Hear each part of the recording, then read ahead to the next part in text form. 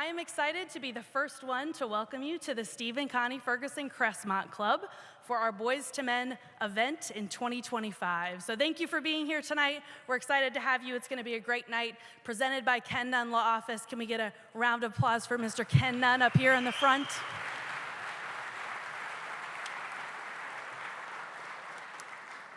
For those of you that don't know me, my name's Leslie Absher. I'm the CEO of the Boys and Girls Clubs of Bloomington. I have been in this job 4 months today. My first 100 days has gone well. We're very excited. Hopefully my approval rating is good. We'll see how that goes as we continue to move on. But I've taken over for Jeff as the CEO. He's been here for 18 years as the CEO. He's here somewhere. Wave at me, Jeff. Hi, Jeff.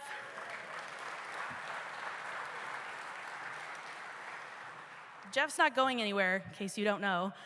Jeff's around. He's helping us with special projects and fundraising, and Jeff's got the club in his heart, so he'll be around for as long as he can be, for sure. But we are excited to have you here with us tonight as we kick off this new era. Although I'm new to this role, I am not new to Boys and Girls Club. Many of you I know. I've been with the Boys and Girls Club for 11 years. I was the development director for about 10 and a half years and been the CEO for 4 months. So I'm really excited to be in this new role, serving the club in this new way. If you couldn't tell, I come with coffee, so thanks for tolerating me holding my Yeti up here. But our focus tonight is actually on children, right? That's why we're here. It's also on IU football. Let's get a little whoop whoop for IU football tonight.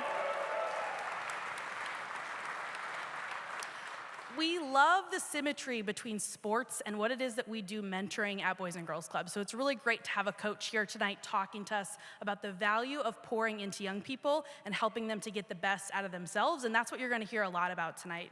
You're going to hear stories of resilience. You're going to hear stories of empowerment. You're going to hear stories about how we invest in our young people to see the next best generation that we can find. And you're going to hear lots of stories about that tonight. And I am going to start you off with one of those stories. So in my role as CEO, I want to stay connected to the programming at the club, so I started tutoring right here at the Ferguson Crestmont Club. I've been tutoring for about a year, and one of the kids I tutor, we're going to call him Cash today. He's 7 years old.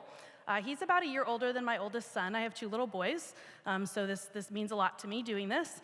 And I've been tutoring Cash for about a year, and when he first came to tutoring, he really did not want to be in tutoring.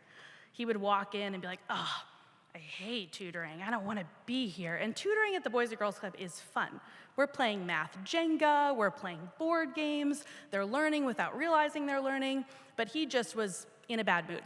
And Cash is a very confident little boy, but he was confidently wrong all the time. So I would show him a letter, and he would, a letter B, and he would be like, "That's a P." And I'm like, "Well, it's a B, but good try." He's like, "Oh, yeah, I knew that.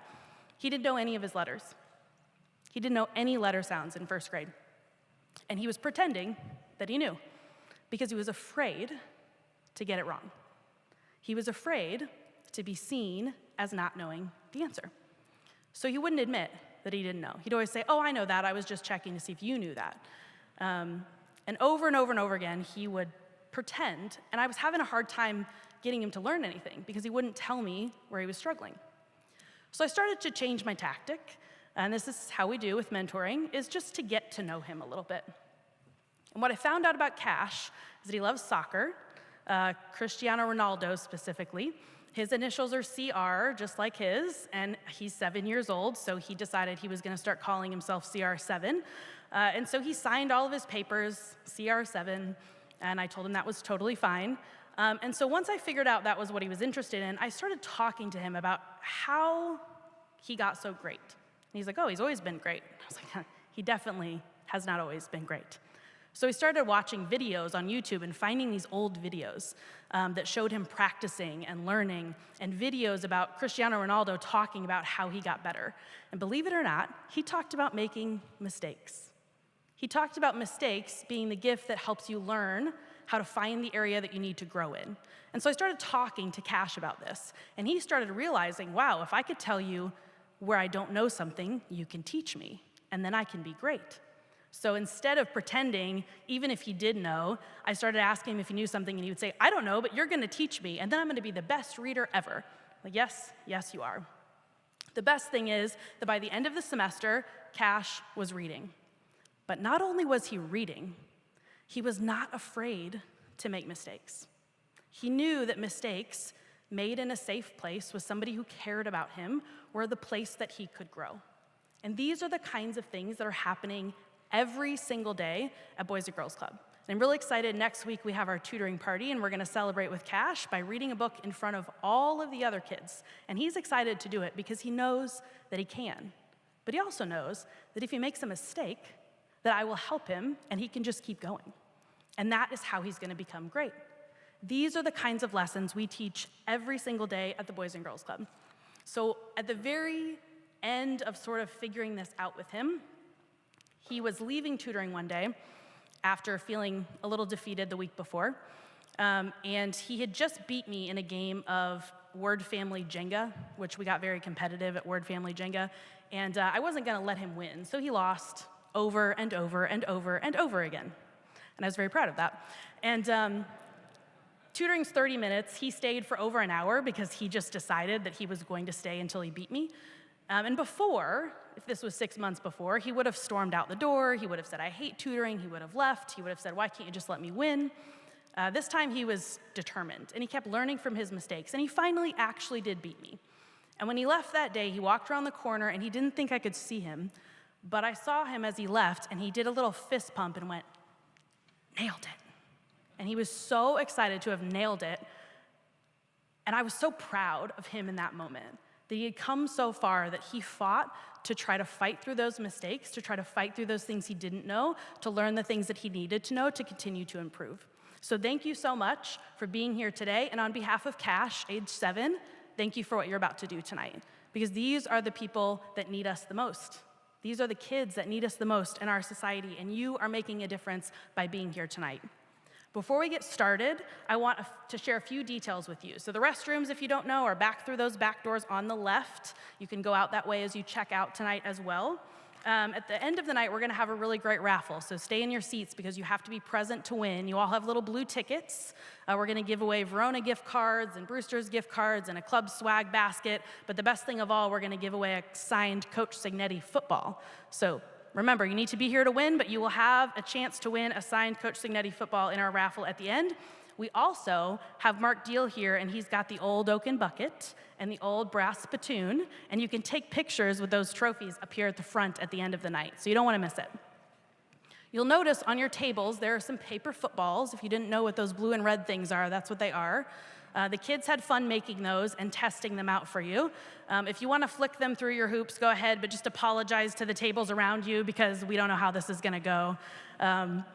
At Boys and Girls Club, we do serious work, but we also like to have a little fun. So enjoy yourself tonight, have a little fun. Hopefully that helps to entertain you as the program is going on.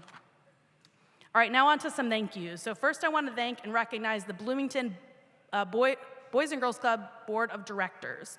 So we have an awesome board of directors and a great ambassadors group. We have current board of directors and past board of directors in this room. So if you've ever been on the board of directors for the Boys and Girls Club or ever been an ambassador for the Boys and Girls Club, would you please stand at this time and would you help me give them a round of applause?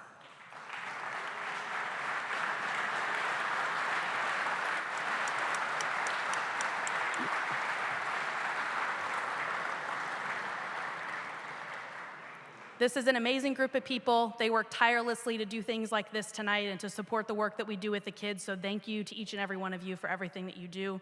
We appreciate you so much. We also have some past Boys to Men panelists and moderators and MCs in the room tonight. I know Ken Nunn is here, Ron Remack is here, Steve Ferguson, Dr. Larry Rink, Josh James, Jim Bright. Will you guys give me a little wave if you've been a past panelist or member? Yeah, thank you all so much for being part of it. Thank you. And now I want to thank our sponsors. So this evening, we really pride ourselves at Boys and Girls Club on spending as much money as possible on kids and programming. We try not to spend a whole lot of money on this. Almost everything you see or eat or touch tonight is donated. So we want to thank all of those people so that we can give all of that money back to the kids. First, of course, we want to thank Ken Nunn. He is our presenting sponsor at the highest level, and he's been the presenting sponsor for this event for 6 years in a row. This could not be possible without Ken, so another big round of applause for Ken Nunn at the Ken Nunn Law Office.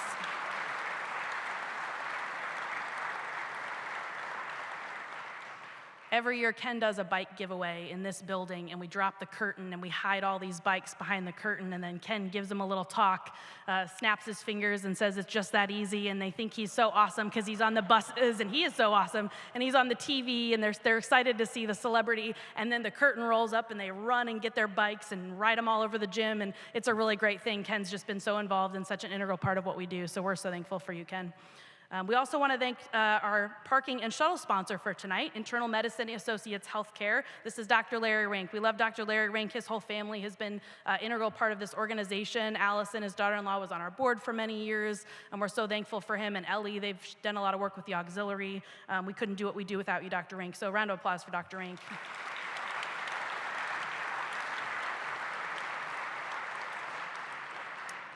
How many of you are enjoying the food or already did enjoy the food? Good? Yes? Yeah, so that's a pretty big donation, and Social Cantina donates all of it. Every single bit of that food was donated by Social Cantina. Thank you so much to Finney Hospitality Group. We thank Ashton and Chris and the team over there. You know, they have got Smokeworks, Social Cantina, The Tap, and Yogis. We hope you are patronizing them. They're huge supporters of Boys and Girls Club, and that's a humbling donation. So a round of applause for the Finney Group.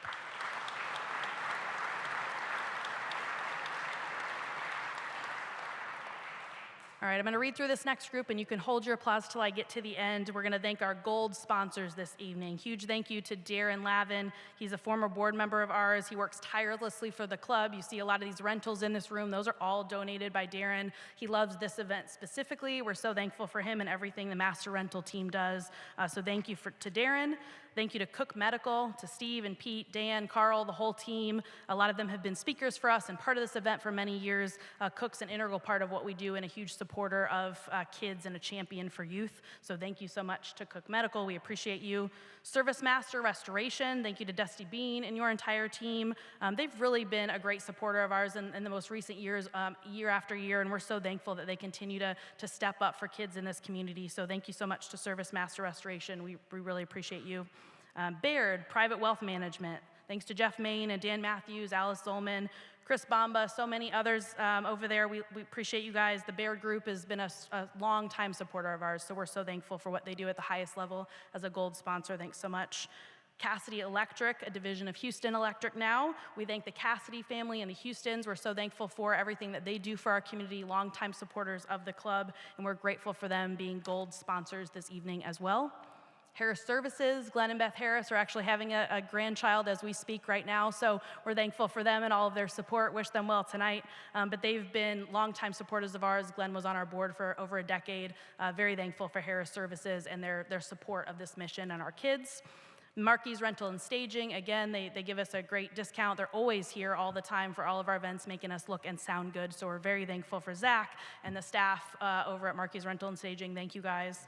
And People's State Bank as a gold sponsor as well. To Johnny Lindsay, Krista Dugan, and everyone at People's State Bank, longtime supporters of ours, great partners of our Ellettsville Club and the clubs here in Bloomington as well. We're so grateful for all that you provide. So one round of applause for all of our gold sponsors tonight.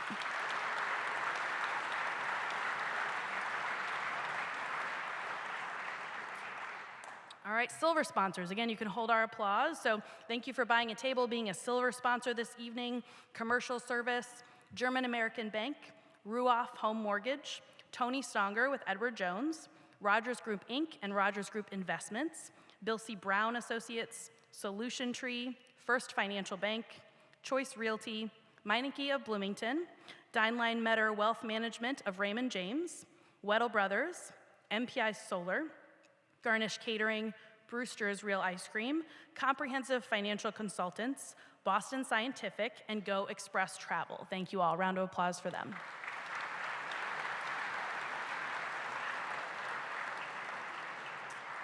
And then our bronze sponsors this evening are Duke Energy, Hoosier Energy, Brian Thompson with the FC Tucker Bloomington Realtors, Ivy Tech Community College, the Wyman Group, and Heartwork Brewing Company. A round of applause for our bronze sponsors, please.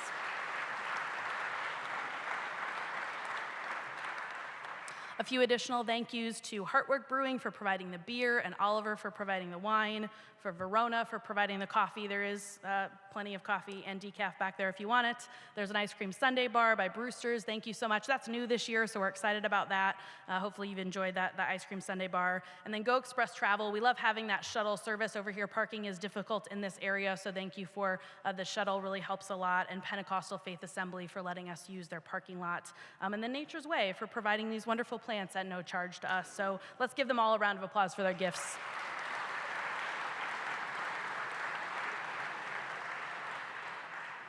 You know that this takes a lot of work to get this going, and there's a lot of volunteers in here for a couple of days setting up and then afterwards tearing down. So thank you to the Bloomington firefighters, other volunteers from the Bloomington High School South Honor Society, Bloomington High School North Student Athletic Board, Lambda Sigma Upsilon Latino Fraternity, and all the other individual volunteers for the evening. Thank you so much. We really couldn't do this without a large group of people that helped to make this possible. So a round of applause for our volunteers too, please. Thank you.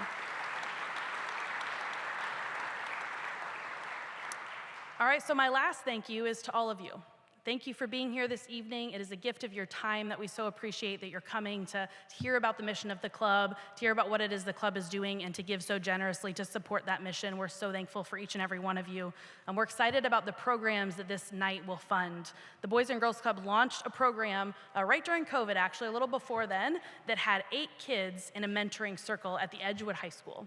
And you'll learn more about circles as we go through the evening. But high school boys that really have nowhere else to talk about their feelings, about what they're struggling with, and about what's going on. And we set up a circle in that school during the school day where mentors came to them and just gave them a safe space, a space to express themselves and to share their fears and to learn that they're actually not alone in some of those emotions and fears. And that started right before COVID, and COVID sort of derailed it a little bit with one circle. But in the last couple of years, we've had 4, 5, 6 circles running in North High School, South High School, Edgewood, and we're so excited to see this program grow. We've got more than 40 kids right now in circles, high school kids during the school day who are being mentored and coached by caring adults. And if you are interested in being part of that program, we have a lot of kids that are on the wait list in schools that want to start more circles, but we need more caring mentors. So back in the corner on your way out, you can sign up to learn more. You don't have to necessarily sign up to say that you're in yet tonight, but we would love for you to identify yourself as somebody who might want to be a circle, because there are kids that are waiting. They're kids that need you. They need your wisdom and your expertise and really just your listening ear, honestly. We'll give you all the tools you need to help them, but really they just need you to listen and to be there. And if you're willing to do that, we would love to have you talk to us tonight. Now it's time to talk IU football. You ready?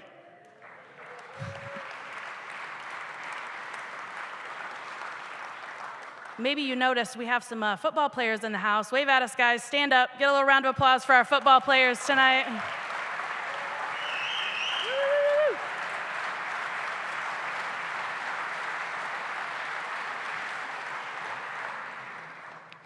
Our very own LaTanya Benson is our unit director here at the Ferguson Crestmont Club, and her son Khalil is one of the awesome IU football players, so we are blessed to have that connection. The football players are here a lot, helping our programs with kids and reading to kids and helping us move things a lot of the time, too. We're really grateful for the football players and how they give back to the club and the community, and we're thankful to have them with us here tonight.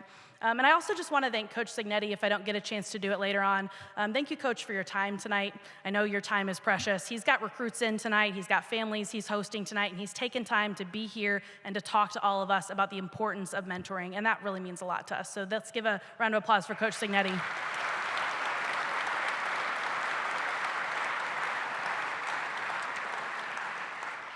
So before we get Don Fisher and Coach up here, I want to introduce Mark Deal, probably someone who doesn't need much of an introduction, but he's an impressive man, and so I want to read a little bit to you about Mark Deal. I'm so honored to be able to talk to you about Mark. His name really is synonymous with football, and IU football specifically. He's a true Hoosier legend. He embodies the spirit and tradition of Indiana University athletics. Mark currently serves as the Assistant Athletic Director for Alumni Relations and is the Executive Director of the Eye Association, which is the organization for all former Hoosier letter winners of every sport. The Deal family has been connected to Indiana University athletics, specifically football, since 1940. His father, Russ Deal, was an All-American in 1945, and he was captain of Indiana's only unbeaten Big Ten football champions. His brother Mike Deal played football at IU from 1966 to 1969, playing in the 1967 Big Ten Championship team and in the 1968 Rose Bowl, earning all Big Ten honors in 1969. Pretty impressive. Mark himself played center for the Hoosiers under Coach Lee Corso from 1975 to 78, and he began his coaching journey as a graduate assistant at IU with the memorable 1979 squad that celebrated a Holiday Bowl victory. Mark's daughter, Carrie, lettered in volleyball for IU in 2005 and 2006, and Mark's granddaughter, Riley, lettered in softball in 2018, making the Deal family the first to have 4 generations of letter winners in IU history. It's pretty amazing.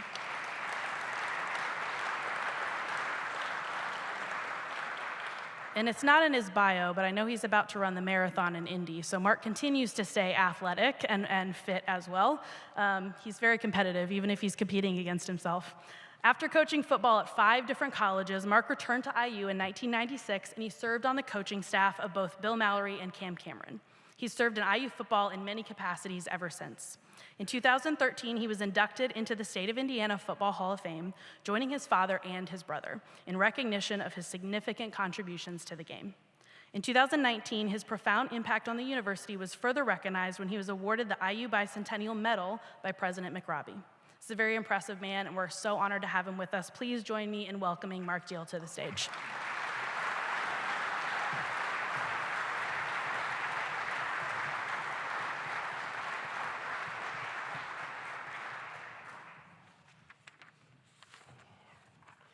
Good evening. I'm very honored to be here. As you could tell by the introduction, my family has a very long history here at Indiana University and in Bloomington, and we're very proud to be the first family to have 4 generations of letter winners. And we're especially proud of the Deal legacy with IU football. Unfortunately for me, as you could tell by the introduction, that as the Deals passed from my dad to my brother to myself, we got a little bit worse each time. And my father was All-American, my brother was all Big Ten, and I was all related. So it was 3rd team all Deal. But what we're most proud of is the fact that when you have Russ Deal, Mike Deal, and Mark Deal combined, that we have played in 8 winning Old Oak and Bucket games, which is more than any family in IU history. So,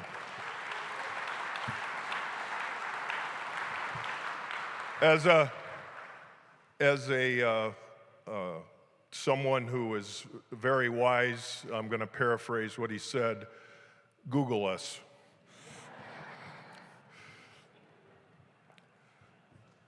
The mission to serve and mentor young people is near and dear to my heart. I grew up the son of an All-American football player, but I also grew up the son of a dad and a mom who were teachers. And a dad was also the head high school football and baseball coach at Hobart High School in Northwest Indiana. I got to witness firsthand the influence my dad had on young people as a coach. That's all I knew. That's all I wanted to do. I wanted to be like my dad. When I got to Indiana University, I was influenced by more role models, especially by Coach Lee Corso, and the influence he's had in my life. I would not be standing here today if it were not for Lee Corso and everything that he's done for me. And he showed me a loyalty for the last 50 years that I could never repay, and in return, I show him that same loyalty.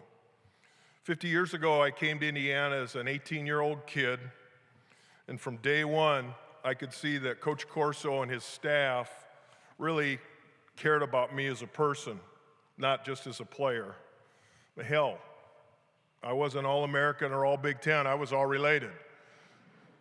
So they did still care about me, but they cared about me and also my teammates. Those coaches are all in their 80s now, and I cherish the relationships that I have with them. Got to see them last year when we had our Holiday Bowl reunion, and almost all of them were here, and almost all of them were in their 80s. It was awesome. They showed me what to do and how to treat young people. During my coaching days, I tried to transfer the legacy that they taught me to my players. Just like being a mom or a dad, you never stop being a parent. And just like that, you never stop being a coach. Today in Valparaiso, Indiana, was a funeral of one of our players that I coached at Wabash College. And I couldn't go because I'd committed to this here tonight.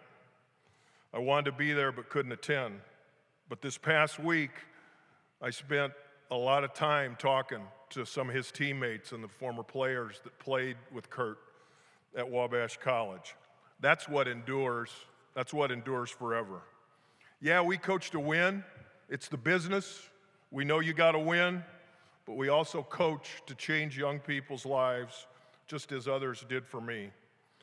That's why I'm here today, to support this mission, and it's now my pleasure to kick off our program for the evening, as I have a great honor to introduce our moderator for this evening. For those in my generation, most, if not all the games, especially in college football, were only broadcast on radio.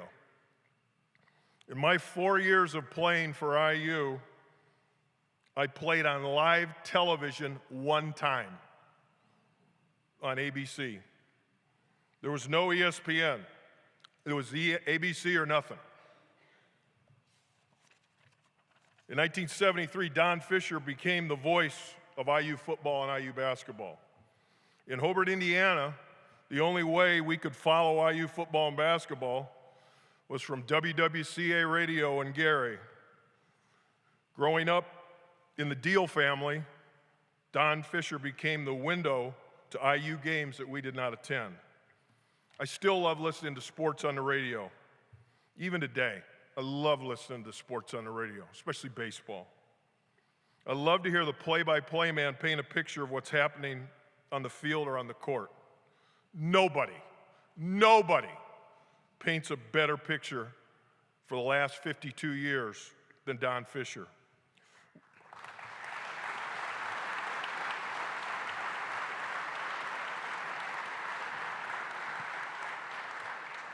When you hear Don's voice, you know that everything's going to be okay. He's the soundtrack to countless Hoosier memories. Since 1973, Don has called over 2,200 games for Indiana football and men's basketball, including 3 IU national championships in basketball, 5 Final Fours, 11 bowl games, and the first college football playoff game in school history this past season. I first met Don in 1975 when I was a freshman football player at IU. He's been my friend for 50 years, and also for the countless other IU football and basketball players who could say the same thing. In the 1970s, Don Fisher was such a rock star with those of us that are players that everybody did Don Fisher. All the players did Don Fisher. Some were better than others, but in my mind, nobody did Don Fisher better than Cam Cameron. Cam would do the entire final 30 seconds of the 1976 national championship, and it was stone cold dead on. Don has won the Indiana Sportscaster of the Year award 28 times, including this past year in 2024. Hell, why don't they name it the Don Fisher Sportscaster of the Year award? In 2019, he was honored with the Indiana University Bicentennial Medal, and in 2022, Don was inducted into the Indiana University Athletic Hall of Fame. And nationally in 2022, Don was awarded the highest honor given to a college football broadcaster when the National Football Foundation inducted him into the College Football Hall of Fame in the broadcast wing when he was named the winner of the Chris Schenkel Award. We are so honored to have him serving as our moderator this evening. Please join me in welcoming my friend of 50 years, the voice of the Hoosiers, Don Fisher.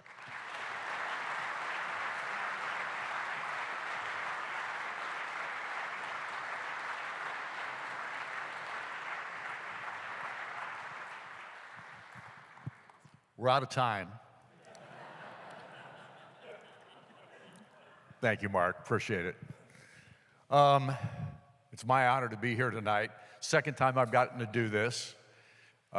Without question, this is the most excited I've ever been about doing something like this with a gentleman that I'm going to bring up here next.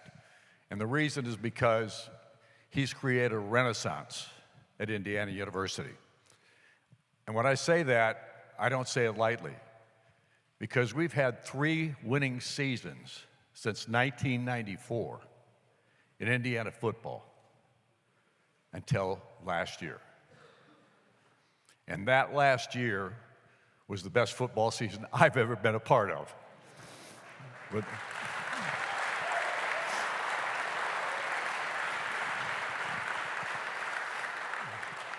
I know all of you have read everything you can about this man. There's little question that you probably don't need any more of an introduction than what he will do just coming up here tonight, because we all know what he was able to accomplish in 1 year at this university. Phenomenal. Never had a losing season in 14 years as a head coach, spent 26 seasons as an assistant coach. Damn, did he pay attention to those guys that taught him, because he is absolutely the best football coach I've been around forever. And that's saying something, because I love Bill Mallory to death, and Bill Lynch and a lot of other guys that have been coaching at Indiana. But this man is phenomenal at what he does, and I'd like to welcome Curt Cignetti.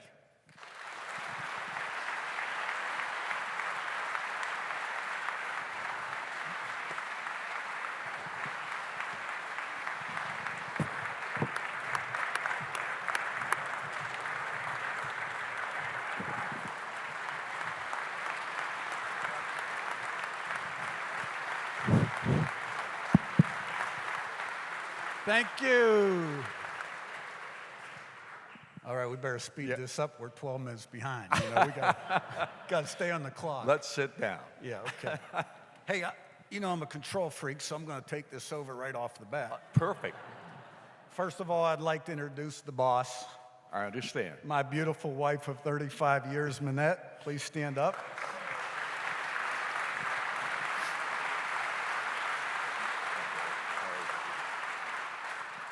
Director of Athletic Performance and a superstar, and his beautiful wife, Derek Owings, and his wife, Riley. Up.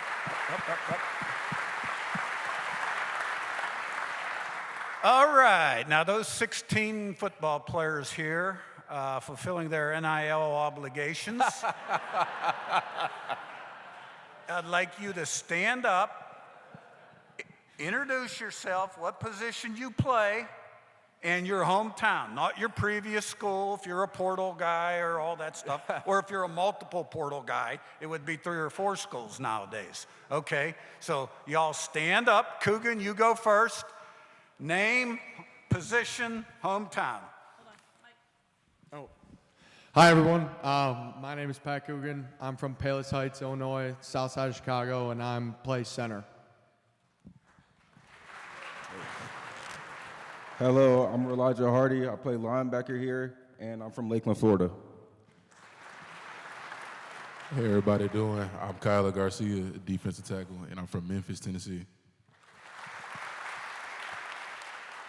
I'm Holden Stays. I play tight end, and I'm from Atlanta, Georgia. I'm Zed Mahalski. I'm from Floyd Knobs, Indiana, and I play offensive line. I'm Baylor Wilkin from Findlay, Ohio, and I play offensive line. I'm Matt Merrick from Orland Park, Illinois, and I play offensive line. I'm Khalil Benson. I'm from South Haven, Mississippi, and I play tackle, offensive tackle. Riley Nowakowski from Milwaukee, Wisconsin. I play tight end. I'm James Bomba from Bloomington, Indiana. I play tight end. I'm Keontae Stewart Jr. from Cincinnati, Ohio. I play safety. I'm Evan Parker, number 66. I play offensive line from Carmel, Indiana. I'm Jack Greer. I'm from Fishers, Indiana, and I play offensive line. I'm Drew Evans. I play O-line. I'm from Fort Atkinson, Wisconsin. I'm Bray Lynch. I play O-line. I'm from Austin, Texas. All right, good job, guys.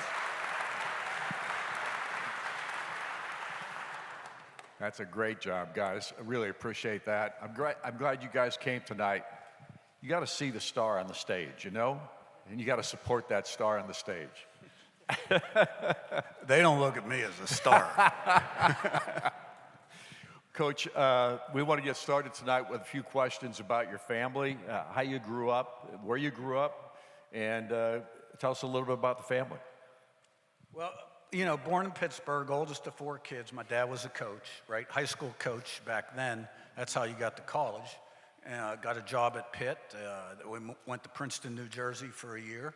But really, 1970, Morgantown, West Virginia, 3rd grade through college. And he took a job with Bobby Bowden. That was Bobby Bowden's first head coaching job in college. And, you know, I was the kid kind of on the sideline for all the games and in the locker room at halftime. And really knew in 3rd grade what I wanted to do for a living, and that was coach, right? Wanted to play too. And younger brother coached a long time and in the NFL for a long time. And so there were 2 girls, but you know, sports really, back then there wasn't as much to do. We all know that, us older folk. You know, and it was, you know, baseball, basketball, football, and if there wasn't enough field space, you created your own kind of baseball game or football game. And we had basketball court in the backyard, so we were always, you know, hooping it and whatever, and board games at night in the house, you know, Sports Illustrated football, spinner baseball, all that stuff. But that was our life pretty much. It centered around, you know, athletics. I know your mom and dad were very important in your life, and your dad was a longtime coach, a Hall of Fame coach at University of Pennsylvania. University of Indiana, University of Pennsylvania. But talk a little bit about that aspect of your life with your dad and your mom. Right. Well, you know, my dad succeeded Bobby Bowden at West Virginia and came down with cancer and was given his last rites twice. He was the youngest Division I head football coach in the country when he got hired.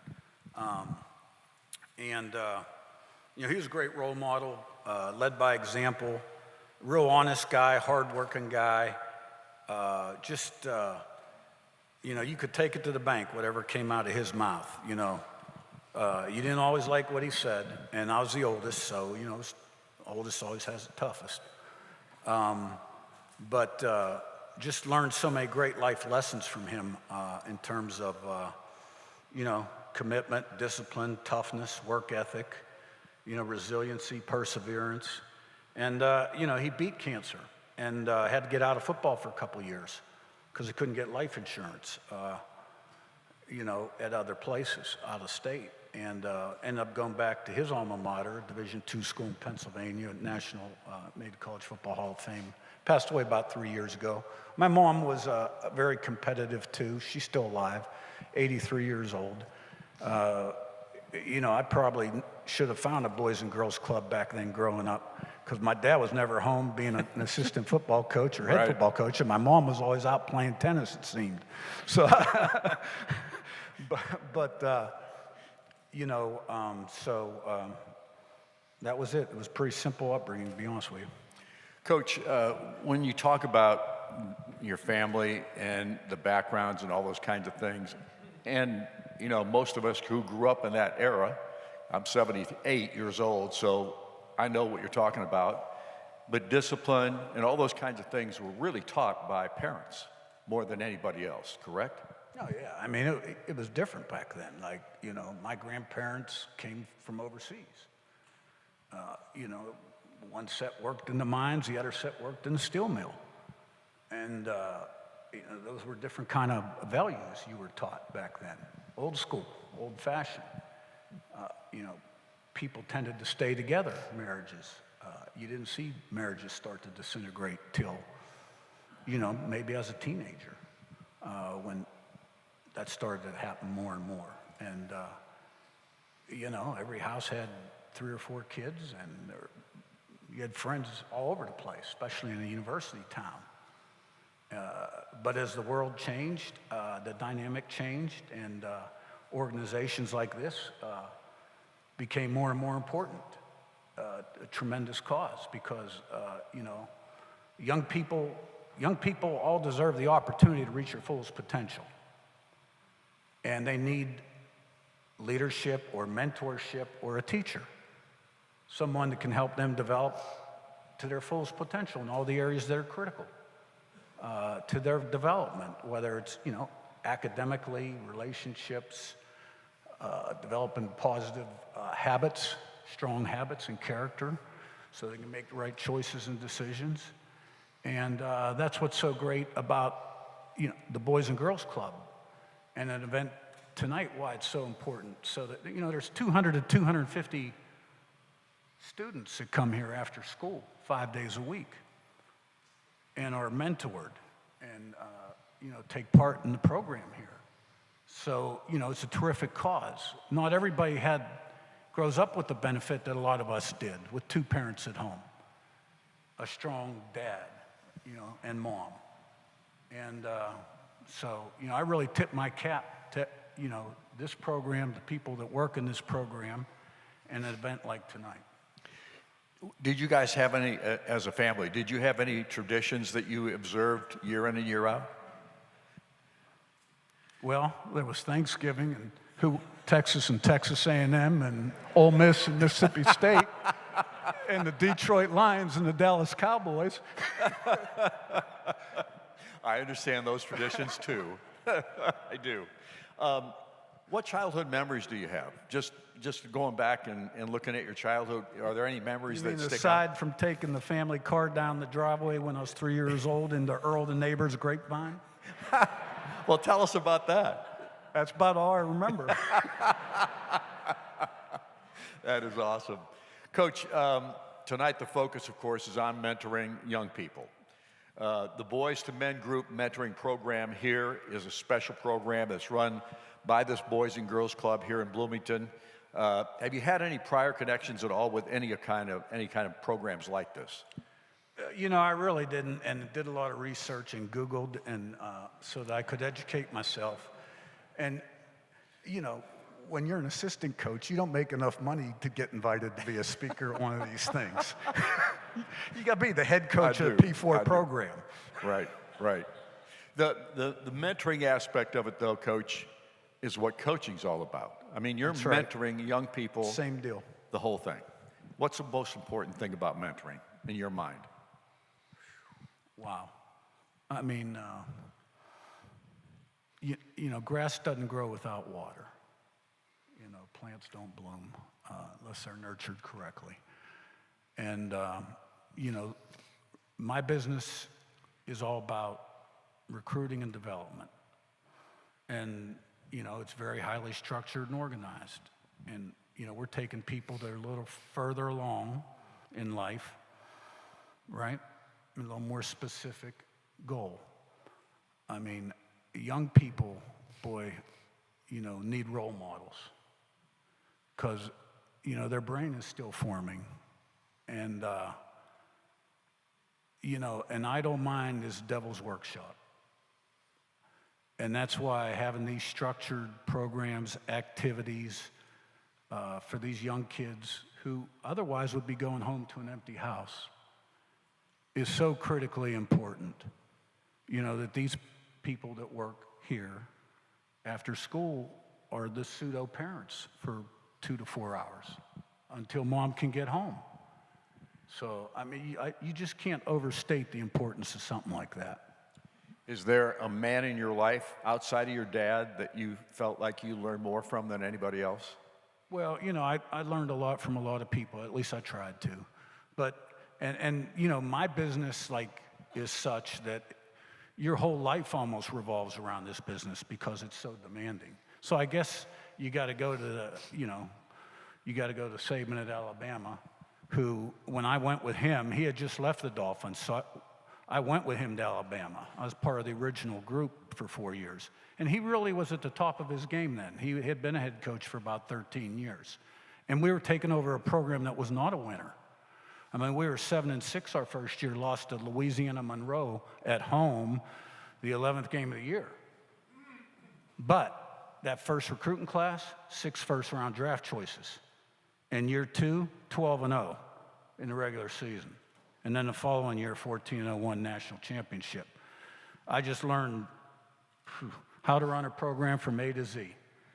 High-level stuff for my industry. It's really not that complicated. All the guy was organized, structured, committed, and disciplined.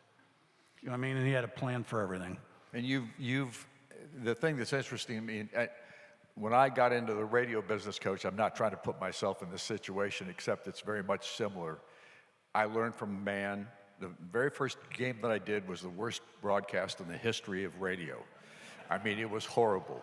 And I called up a guy I'd never met before, but I'd heard him on the radio many times locally. His name was Art Kimball. And that guy gave me 5 hours of his time on a Sunday afternoon. I wrote down everything that he talked about. And because my boss was going to fire me in 3 weeks' time if I wasn't better. I got better real quick.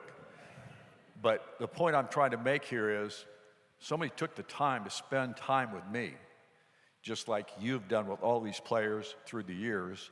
And I just think that's the most important thing about mentoring anyone. And anybody comes to me, any kid that wants to get into broadcasting, I have been able to help a bunch of guys that wanted some insights and things like that, because you got to pay it back and you got to pay it forward. No doubt. Well said. Coach, so many young men today are raised by single moms. If you could offer some advice to single moms about raising their sons, what might it be? Stay strong. I mean, you're the most important figure in their life. You're the leader in their life. And you got to be strong. And you're doing it all on your own. Probably working a job, right? And then coming home, taking care of business. You know, it's not easy, I'm sure. I mean, I haven't walked down that trail. You know, I'm not sure I'm the right person to offer that advice, other than you're a leader and you got these eyes on you all the time. Everything you do, how you react, how you respond, right? He or she is taking notes. One of the most amazing things about last season, Coach, and the success that this team had was the players having bought in. And you had more than almost a half a team that was brand new to your program, which virtually everybody was last year, because you were a first-year coach, coaching the guys that had been here, plus all the people that you brought in. How did you get those young people? How did you get them to buy in so quickly? Because usually it takes a long time. Well, you know, any organization, you got to have the right people. You got to have the right people on your staff, the right people in the locker room, right? You either buy in or you buy out. Get the right people on the bus and the wrong people off the bus, you know, at the very beginning. Then you got to change the way people think. Now, you got to have a blueprint and a plan, right? And fortunately, I had some years stacked. But what's really helped me is I got guys like Derek that's going on probably year 6 or 7 with me. My 2 coordinators have been with me 11, 12 years. Not all as coordinators, they worked their way up. I got a lot of people in my organization been with me a long time, which is very unusual at this level, okay?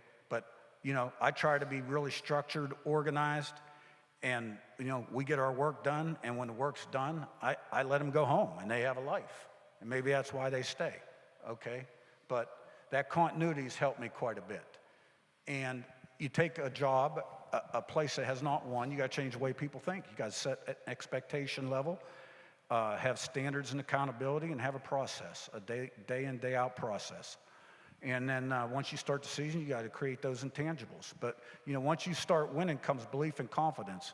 And then with every win comes more belief and confidence. I mean, hey, I knew what the deal was with Indiana football, the future, and that's why I was out there publicly kind of like I was when I first got hired, because I wasn't on campus 3 hours and I was sick because of the prevailing attitude permeating everything that I detected, that it was impossible, it can't get done, the neglect, just, you know, and I wasn't going to have it. I'd come from a place we'd won 5 straight championships. It was like 2 worlds colliding. Wasn't going to have it. So, had done a turnaround like this before, and, you know, yeah, it was a good year. I mean, hey, we didn't trail till what, the 9th game of the year? Right. We went up Michigan State we're down 10-0 first quarter. First time we trailed, scored 47 straight. Okay, we led the country.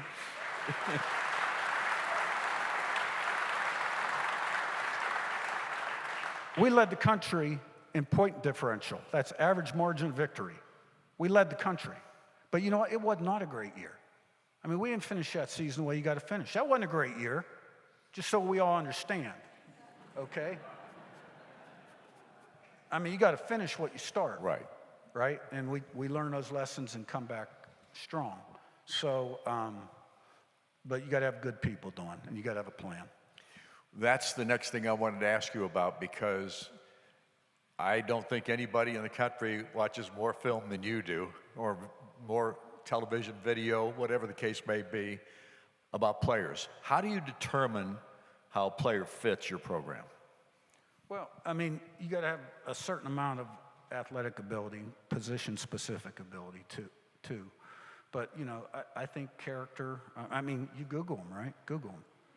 I mean, ESPN, right? 3 years in a row, guy's got 38, 35, 33 catches. He's played in every game.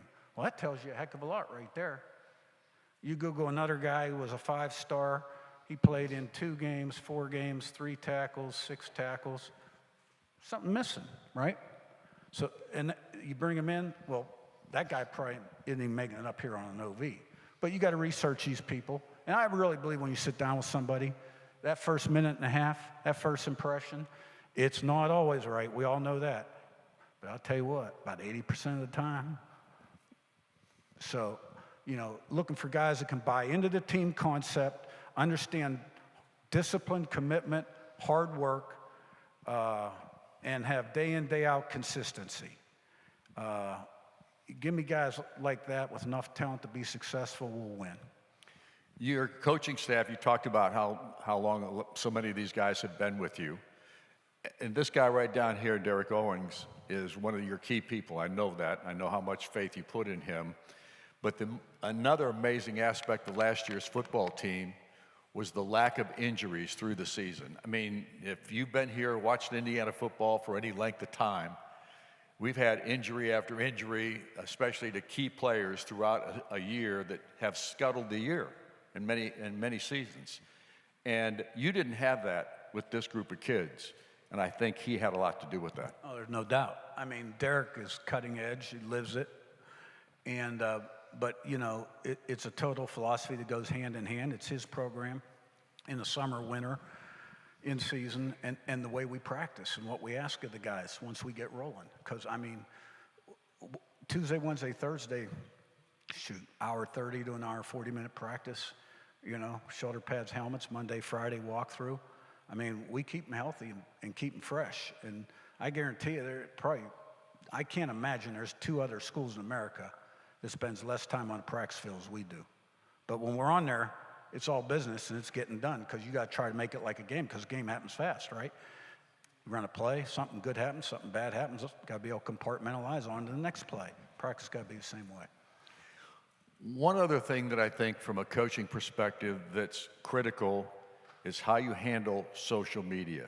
Can you tell us a little bit about that? I don't know. I mean, I never even tweeted till 2019. I got the job at JMU. They stuck a phone in my hand with a Twitter account. I said, how do I do this? You know, sometimes maybe I might want to make a point subtly or not so subtly. And I guess it's all part of messaging. So in that regard, you've had to go through the same process this year that you did a year ago. The transfer portal, NIL, how this whole thing has changed college athletics. Mm-hmm. I know from my perspective and from a lot of the older people out here's perspective, it's not been a good thing, the changes that have been made. But you have dealt with it at this point. What's your feeling about all the things that you have to deal with now in regard to NIL, the revenue sharing that's coming up, and all that kind of thing? Well, I mean, you gotta adjust, adapt, or die. And you got to be light on your feet and be flexible, which I've tried to do, you know, the last 5 years. And I think there's a lot of great things about NIL and rev share that the players definitely deserve a cut. I'd like to be able to see some regulation down the road so that we're all playing by the same rules, so that us in Texas and Oregon are playing by the same rules. I don't think that's too much to ask for. But it's a complicated issue right now when you get the courts involved. And so hopefully in the next couple of years, there'll be some kind of like just, you know, rules. Like right now, us coaches are like, what are the rules? You know what I mean?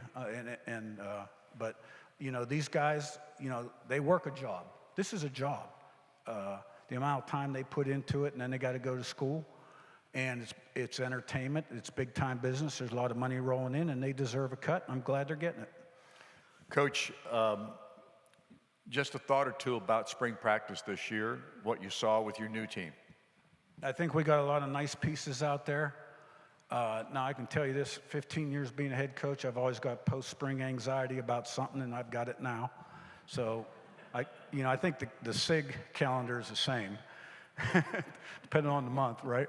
And it's just regarding maybe something a little different. But I think we got a lot of nice pieces, and we'll get out what we put in, and we got to have a great summer, get everybody thinking alike. Everybody will be better in the fall than they were in the spring. It happens all the time.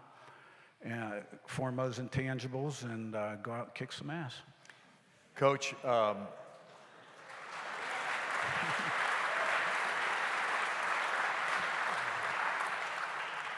your immediate family, you've got daughters, you've got a son. Just a quick note or two about them.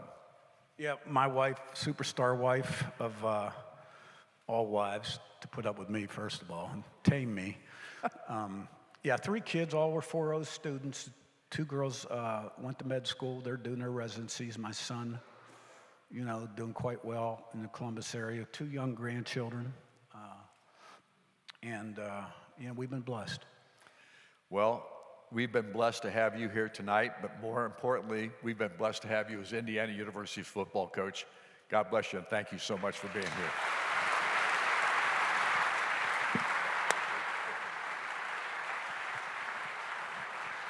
Thank you. Go IU!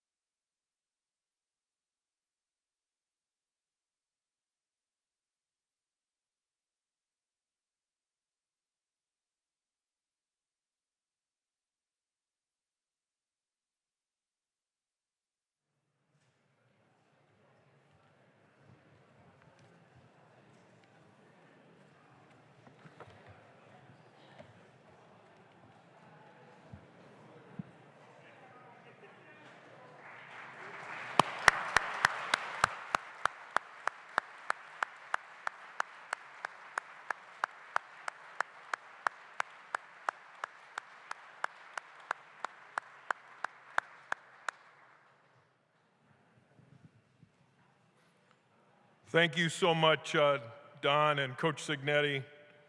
Can we have another round of applause for Coach Cignetti?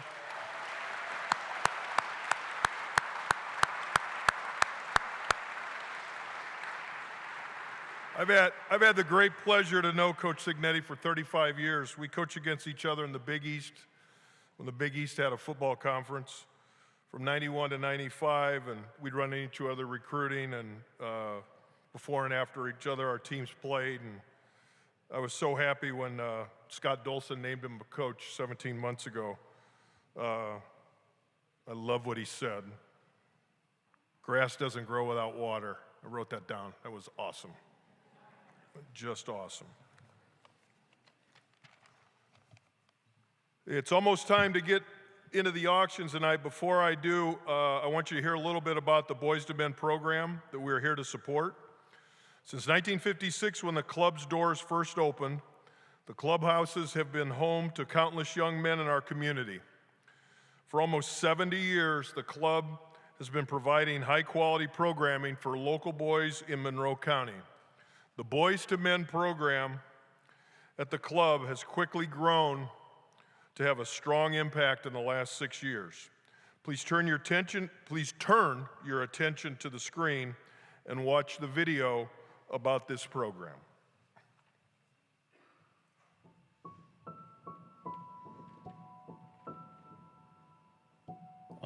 Boys to Men is a group circle to put you in that step forward and take you down the right path. And also just where you can be yourself, and like if you have stuff on your chest that you don't want to tell your parents or like counselors, that's a good place with maybe your friends. Just let it all out.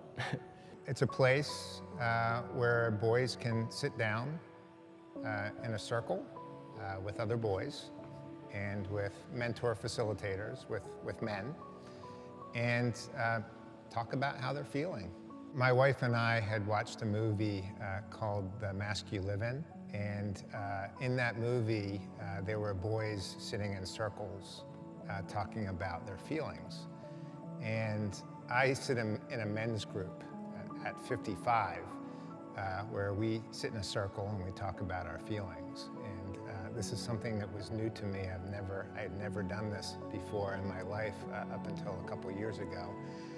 And when I saw boys doing that, I was affected profoundly by it, by watching these boys do that and thinking to myself, man, I wish I had done something like that, or I had something like that when I was their age. I came to Jeff Baldwin at Boys and Girls Club, and I pitched it to him, and immediately he looked at me and he said, this is what I've been looking for. The intimacy of the Boys to Men program and the ability to tear down some of the stereotypical expectations of young men today just drew me to it, and I was just so grateful for Jeff to give us that opportunity to bring the program to this community. We went to Dirk Ackerman, principal at Edgewood High School, and some of his team, and what was critical was that we needed them to help to connect those kids to us. To start off, we would just all state our names and tell everybody how we're feeling today. A little bit further into the session, we would do an activity that brings us together while we're still like expressing ourselves at the same time. The boys come in, we check in, so that just means how are you feeling right now? And then we go into, you know, is there something big you need to deal with? Or is there something good you want to share? So when I was approached to join the program, it was by my principal, and it made me kind of nervous to talk to people in a group setting. That sort of turning point for me, whenever I started to feel comfortable, was when the leaders of the group started to open up about their lives and things.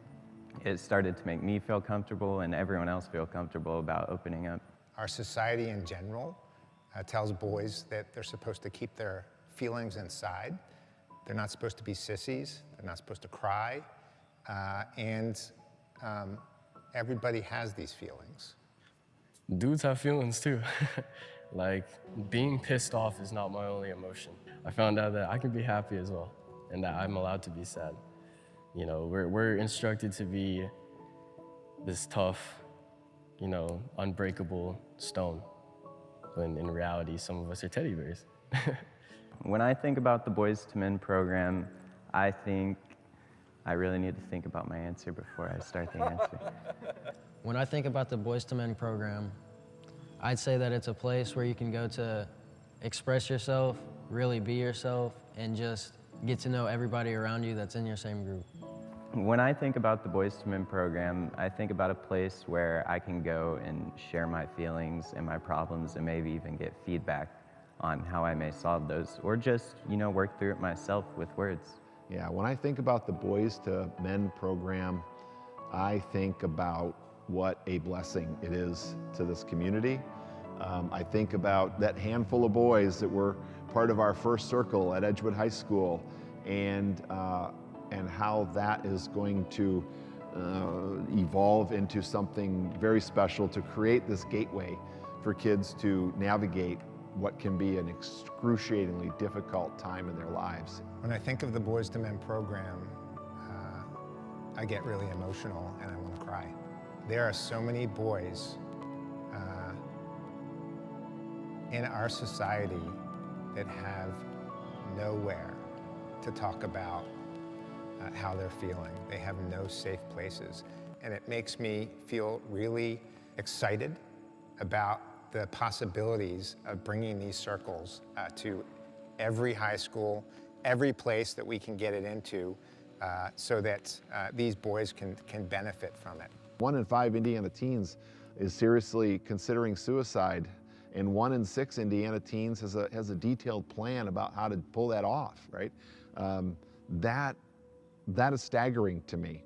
We have got to get in front of those kids and give them an opportunity to share and speak and reveal what is tearing them up inside and destroying their hope, because that's what it's really all about. And this Boys to Men program, mentors, this is what it does. It restores hope for kids that need it.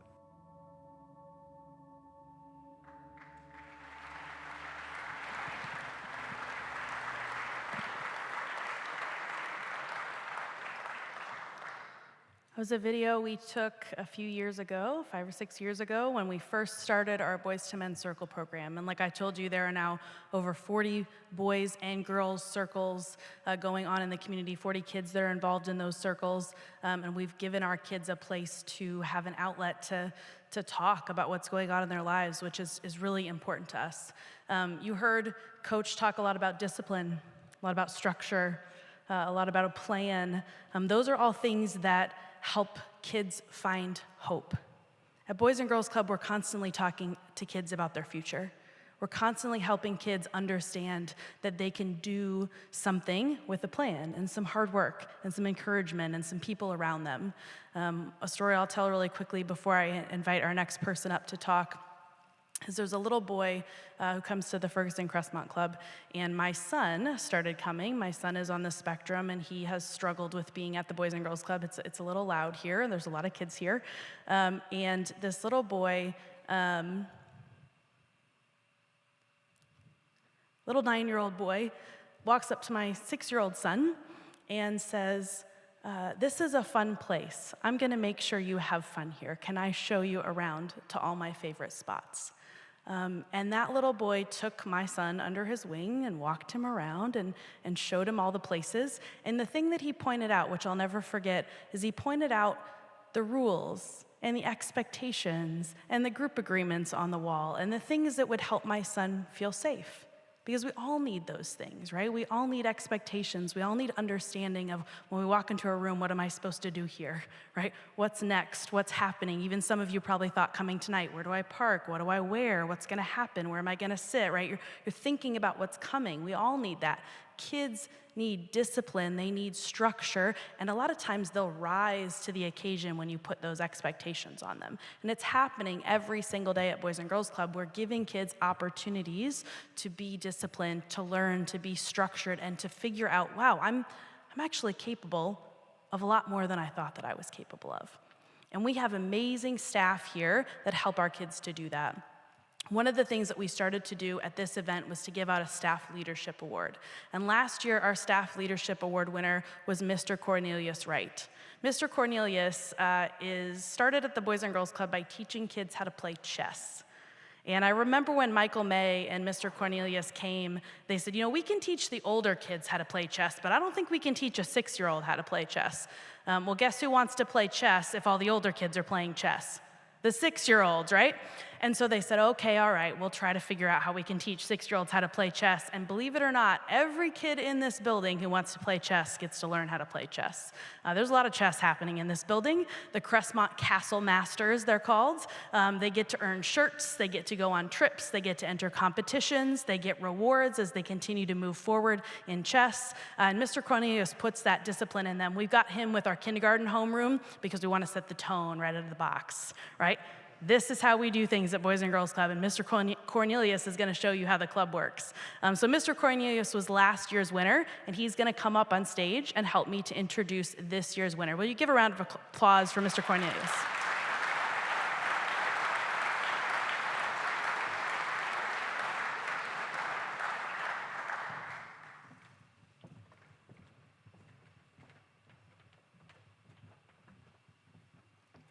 Thank you, Leslie.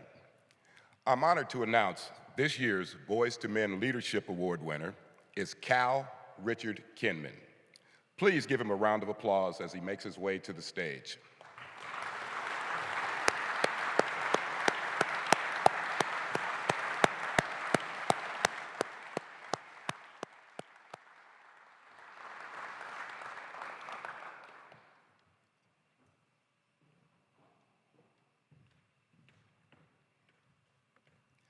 I would like to read a little bit about Cal for you.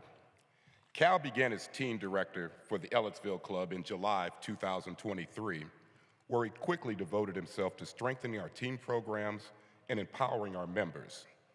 Cal truly devotes himself to the mission of the Boys and Girls Club. Here are some of the words of his nominators. Cal truly sees and believes in the best for the teens and makes that known to them. Cal shows our club kids every day that they matter, that they can and should dream big, and that there is someone who will guide them, cheer them, and support them on their way. Another member mentioned that leading a teen program is not for the faint of heart.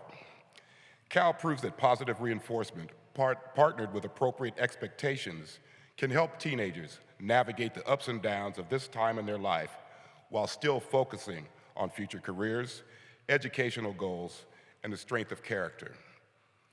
Our 2025 Youth of the Year was mentored by Cal and guided in her journey, learning how to deliver her story and her dreams to the organizational and state competition.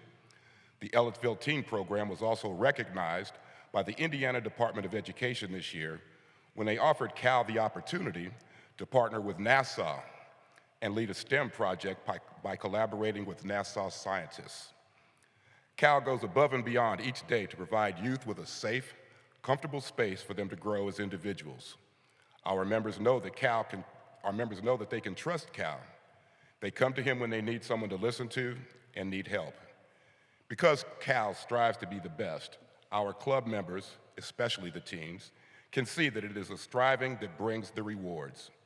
Whether helping teens learn how to manage money, how to be caring and responsible, how to cook healthy meals, or how to find their unique talents, Cal does it all with integrity and positivity.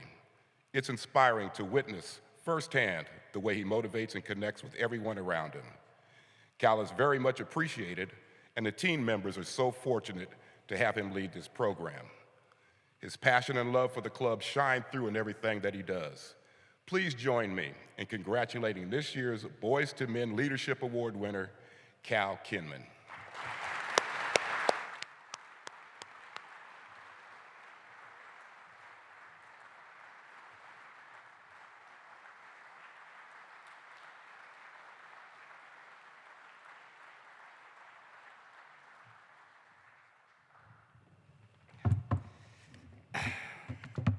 What's up, guys? No one cares how much you know until they know how much you care. That's a little bit of a mantra of mine that, believe it or not, I wasn't born with that mantra. It's something I developed over years. When I was 18 years old, I had the privilege of working at the Boys and Girls Club of Lawrence County. I was in charge, me and my friend Alex, of about 100 kids in one gymnasium, so it was kind of wild, kind of crazy. And I remember there was one member in particular that drove me nuts.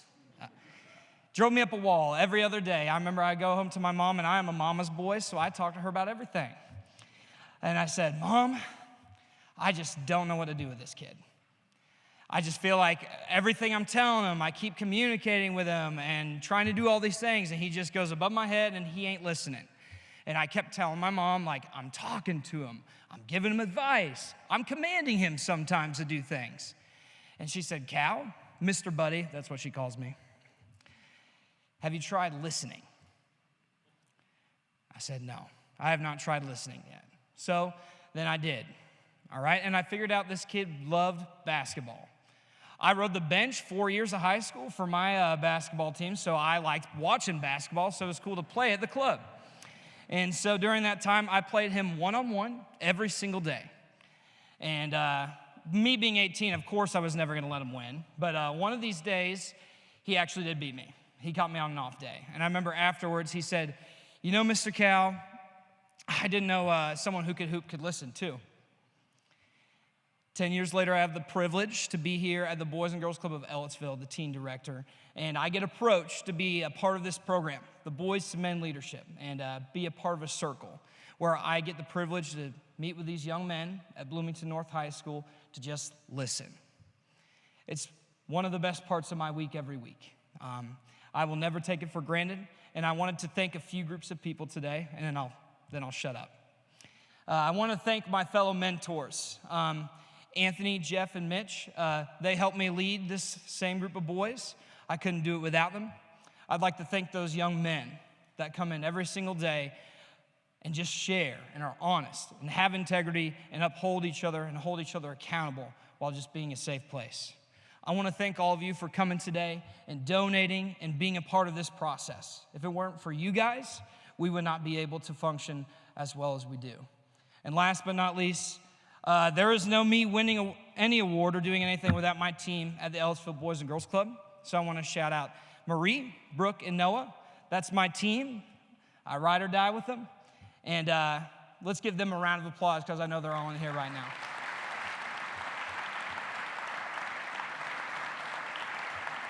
Thank you once again. Y'all have a good night.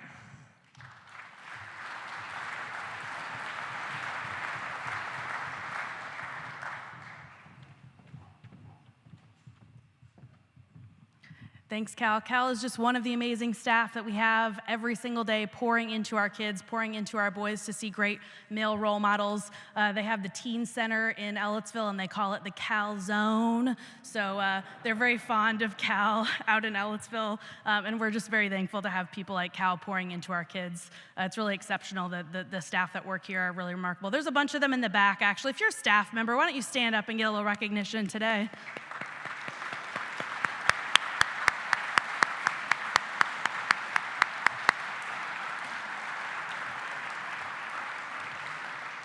Awesome. Thank you, guys. All right, so this is what we're here to do tonight. We're here to fund the Boys and Girls Club programming. We're here to make things possible like the circles that you heard about, the teen programs that Cal's talking to you about, and we're here to pour into each and every kid every single day. You heard Coach say we've got about 250 kids in this space every day. Across our clubs, we've got about 800 kids in Monroe County, in Ellettsville, in Owen County that are in our buildings every single day. 800 kids a day. Coming off the buses. Yeah, it's great, isn't it? Coming off the buses from school, a little hangry, a little tired, a little ready to go. They run in these gyms, they have a snack, and then the staff work to keep them engaged and excited and entertained when they're here in this space, when they're under our care, when they're safe and they're cared for. And it's really important that this space is continued to be fostered and nourished by all of you by giving tonight. You know that most of our money comes from people just like you. About 78% of all of our donated dollars is just somebody in this community that says, yep, I'm in. I want to be part of what's going on at the club. And so tonight, what we're asking you to do is not give a gift that you don't want to give. It's not a beg. It's not an arm twist. You know, if this mission is calling to you, if you understand the value of raising kids, if you think the most important thing we can do to change the world and impact the world is impact the life of a child, then we're inviting you in. Come be part of this with us. We cannot do it without you, and we need you tonight. We need you to say yes to sponsoring kids tonight to keep this great work going. So thank you for what you're about to do. At this time, I'm going to start to welcome up our auctioneer. So I'm going to read a little bit about Mr. Paul Wyman. He's donating his services tonight. He's excited to be here. He's been an auctioneer for us for a couple of our events now. We're going to do a little bit of a live auction just to get your arms working and ready to go. And then we'll do what we call a fund a need, and we're going to just start sponsoring children. And we love what's about to happen here is going to be pretty special. One thing I want to do, though, because why not? We just had a sports-themed event. Grab your bid numbers, and we're going to do the wave in this room. And we're going to start all the way from the back. My sister-in-law's back there. She'll get us ready to go. But we'll have Sarah, you can start us off. Grab your bid number, and we're all going to do the wave. So when you do the wave, I want you to stand up, and I want you to wave your bid number at me. So all the way in the back tables, Duncan, Sarah, start standing up. Throw your bid numbers up. All right, everybody, get up. Do the wave, get up. All the way up to the front. Nice. All right, Miss Sherry's taking pictures, so we're going to do it one more time. All the way in the back. Duncan, Sarah, start us off. Let's go. Stand up. Get your bid numbers in the air. All the way up to the front. Keep going. Hey, we did it. You're ready for the night. Keep those bid numbers in your hand because we're going to start moving. Paul Wyman is our auctioneer, and he's going to get us rolling tonight. He is the owner of the Wyman Group. He is a sponsor of us tonight, and again, he's donating his time. He's a real estate agent. He started in North Central Indiana, and he is consistently one of the top realtors in the region. He's a professional leader in his industry, and he's been honored by his peers as the Realtor of the Year for the state of Indiana many years in a row. He was also the recipient of NAR's Good Neighbor Network in 2019 for his work on the opioid crisis. He's invested in his communities, and you can tell by his helping us here tonight. He's an accomplished auctioneer, not only for real estate, but also helping raise hundreds of thousands of dollars for charities all over the state of Indiana, and he is a proud supporter of the Boys and Girls Clubs of Bloomington. Paul's a United States Air Force veteran. Thank you for your service, Paul. He served in Operation Desert Shield in 1990, and he was honored as Airman of the Year and finished his military experience at Grissom Air Force Base in Indiana. He was awarded the key to the city of Kokomo from the mayor, Business Person of the Year by the local Chamber of Commerce, Vocational Achievement Award for Rotary, and he was recently given the highest honor by the Governor, Eric Holcomb, the state's highest honor, the Sagamore of the Wabash. He's graciously, again, donating his services tonight, and you know that we only charge $20 a year, so help Paul out and continue to donate as we get to these live auction items. Please welcome Paul as he comes to the stage. Good evening, everyone. Thank you, Leslie. All right, before we start, how about Leslie's first 4 months here? Has it been incredible? You're unbelievable. You really are. It really is an honor to be here. I get to go back to Kokomo, and in the morning, I get to tell people at work, I had dinner with Ken Nunn, Coach Sig, and Don Fisher. Nobody's going to believe me in the morning when I tell them that. That's absolutely awesome. Ken, thank you again for your huge sponsorship tonight. Let's give Ken a big hand, if you would.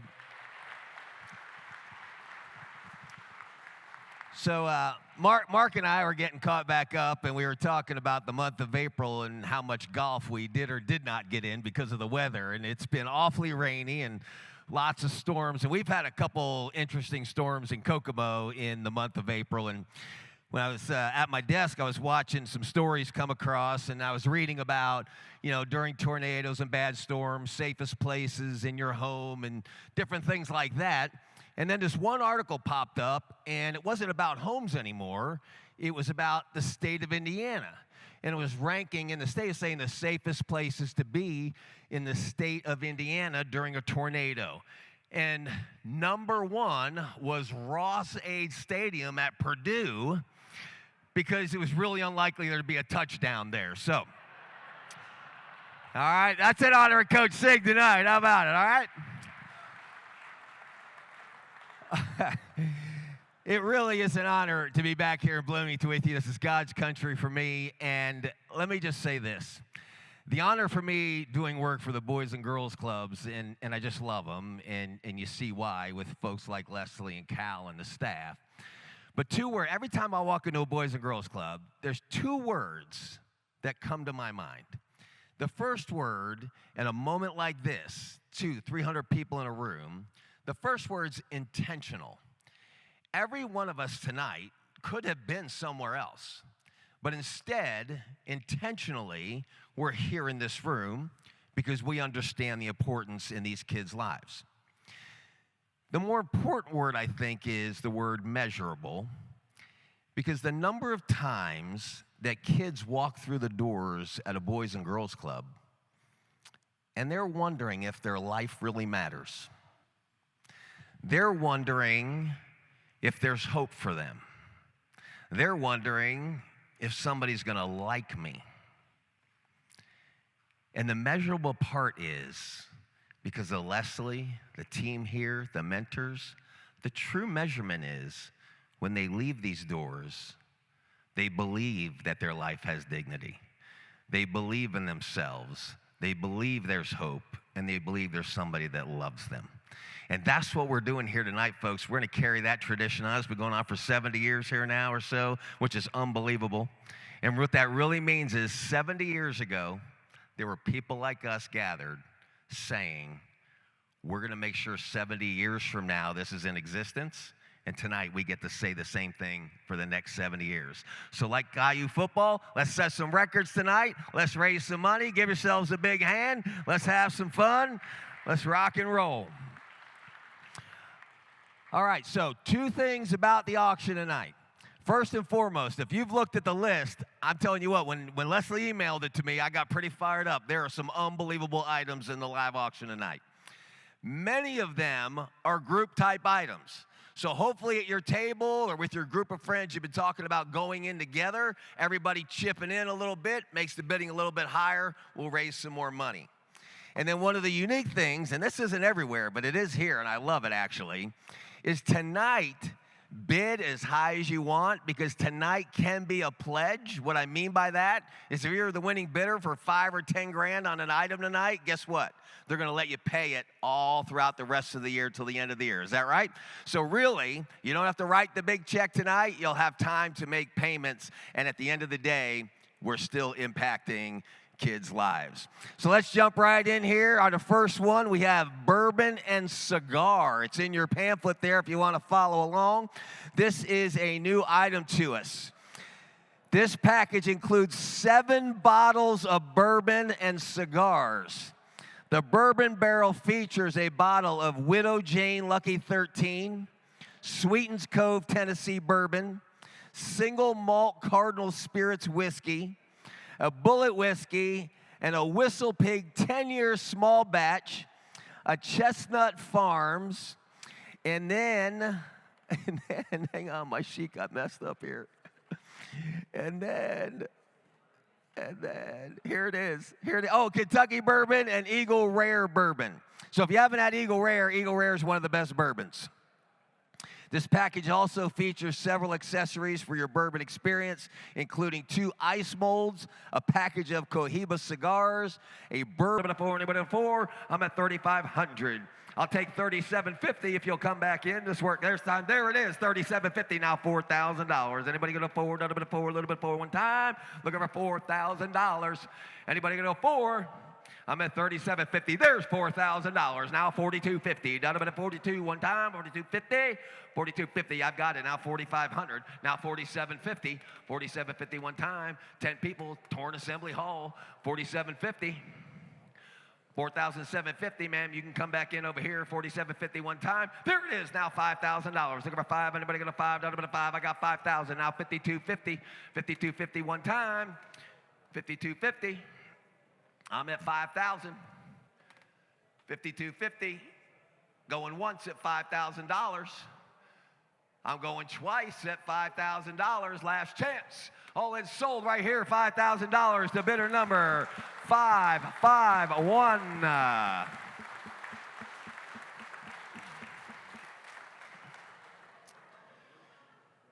Oh my goodness. This is awesome.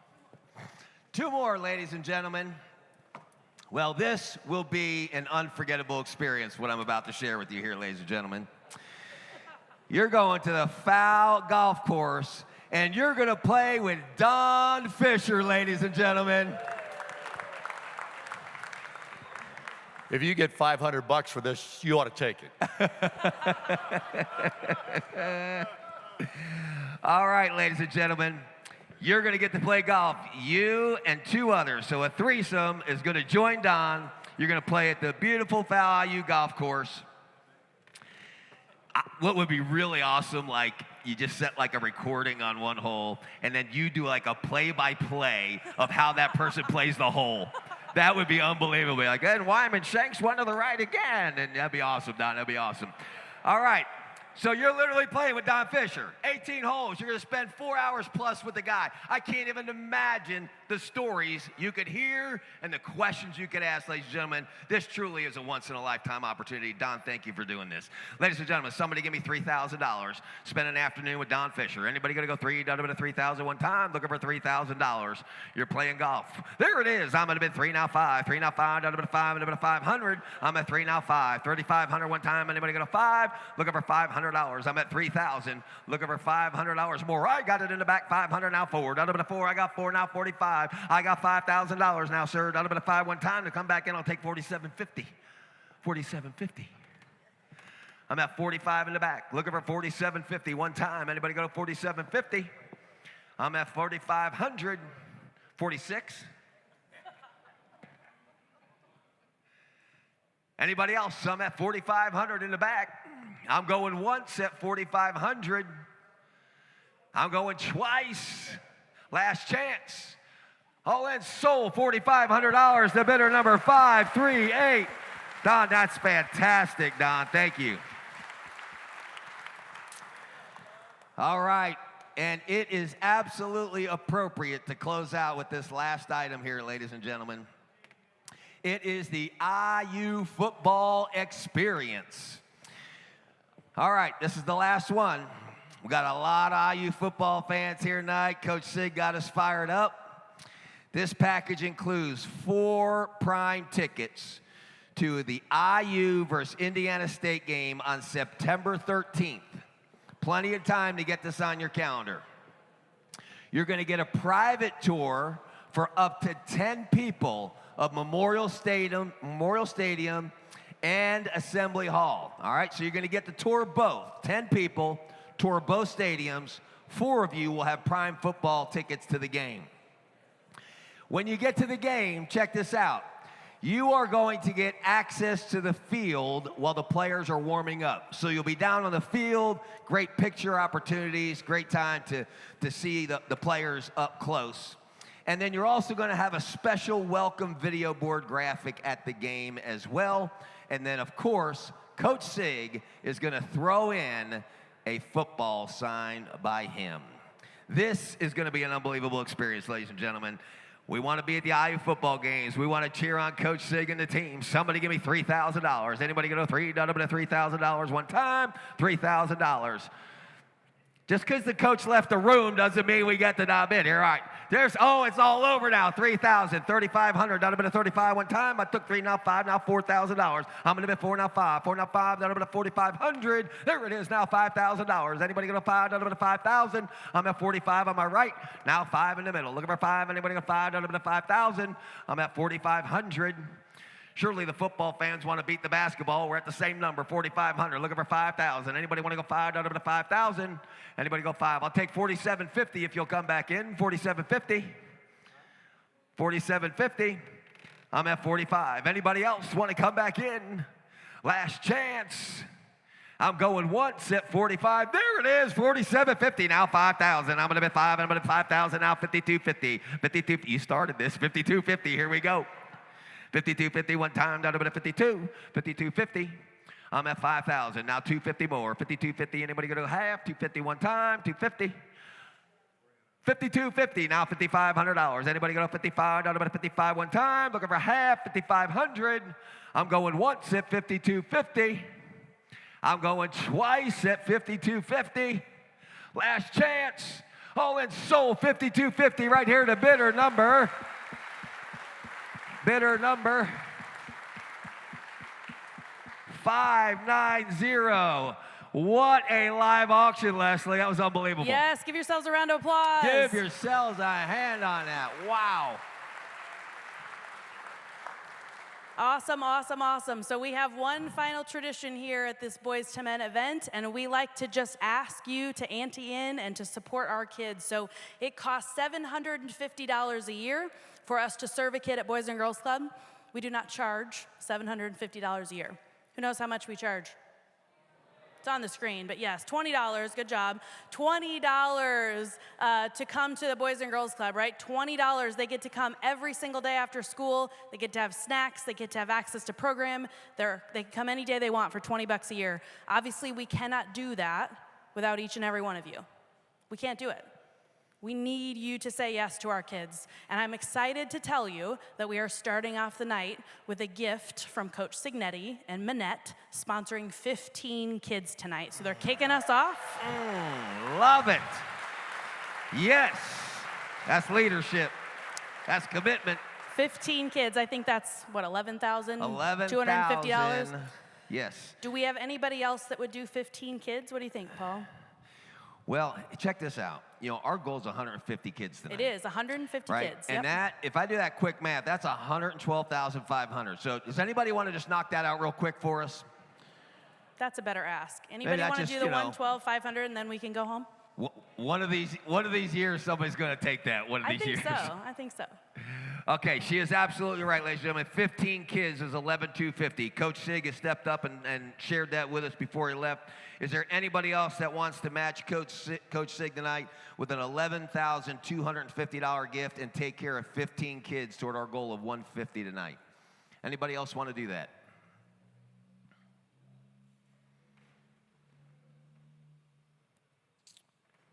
All right, let's go ahead. Here's what we're going to do. We're going to work our way down through the different categories here. How about 10 kids? Anybody want to take care of 10 kids for $7,500? They get a full year sponsorship. 10 kids. Anybody want to do that? Right here in the front, ladies and gentlemen, number 444. Thank you. Taking care of 10 kids. Thank you very much, sir. Anybody else for 10 kids? Anybody else? All right, let's move on down here. How about 5 kids for $3,750? Anybody want to do 5 kids? What's your bidder number, ma'am? Hold it up high. Thank you, 590. thank you. 590. Right here. Who else? Bidder number 439. Thank you. Bidder number 385. Thanks, Thank Brad. you. Who else? There it is. Bidder number 589. Thank you. Who else would like to do 5 kids? That was fantastic. Thank you very much. All right, let's go to 4 kids for $3,000. Anybody want to do 4 kids for $3,000 for the whole year? 4 kids, $3,000. There it is, There's $550. Thank you, Bidder number you. $550. Thank you so much. There's Anybody another else? one right there. Bidder Yep, number 348. Thank you. Bidder 348. Anybody else for 4 kids? All right, how about 3 kids for $2,250? 3 kids, $2,250. Who would like to do that? We got a couple going up here. All Thank right, you. here we go. Hold them up, okay? Give Hold them a round up of till I read you. applause. 353. 529, 529, 308. Thank you. 353, 401. Thank you. Wow, this is awesome. Keep them coming, guys. You were about to bid this much on bourbon and whiskey and tequila, so come on. Sponsoring kids. What level are we at? 3 kids for $2,250? All right. Who else? Anybody else at the 3 kids? Kids that probably have no other safe spaces, right? We've got lots of kids in here who this is their only safe spot. I heard about a kid actually last week that moved into the foster care system, and the first place that foster parent brought them was right here because they knew that they would be safe. They would have adults that cared about them, that poured into their lives, that besides just them, that told them that they mattered. That's what's happening every day at the club. This is what you're saying yes to when you say yes to this. Love it. 3 kids. Who else can do 3 kids? Anybody else for 3? 2 kids, $1,500. 2 Here we kids. go. I know a bunch of you can do 2 kids. Here we go. Hold them up. Hold them up. Keep them up your till bid I call numbers your up. number. Here we go. Bidder number 412. Thank you, Thank Don. you. Bidder number 560. Thank you. Bidder number 433. Thank you. Bidder number 422. Thank you. Bidder number 451. Thanks. Bidder number 324. Thank you. Bidder number 595. Thank you, Jeff. Bidder number 596. Thank you. Bidder number 442. Yep, thank you. Bidder number 336. Thank you. Bidder number 302. Thank you. Bidder number 493. Thanks, John. Bidder number 434. Thank you. Bidder number 440. Thanks, Don. Bidder number Yep. 540. Thank you, thank you. Bidder number 326. Thank you. Bidder number 403. Thanks. Wow. Thank Give you all everybody so a much. hand there. Thank you, thank you, thank you.